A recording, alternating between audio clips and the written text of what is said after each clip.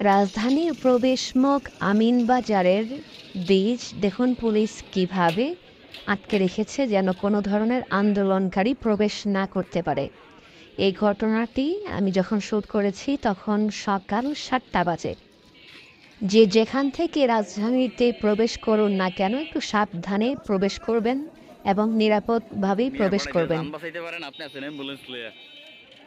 এবং লাস্ট যতটুকু খবর পেয়েছি রাজধানীর প্রত্যেকটি প্রবেশদ্বারেই এ ধরনের ৫ শতাধিক পুলিশ ব্যারিকেড প্রস্তুত রাখা হয়েছে এবং আন্দোলনকারীরা যেন কোনো মতেই রাজধানীতে প্রবেশ না করতে পারে এবং রাজধানীতে কোনো ঝামেলা সৃষ্টি না করতে পারে।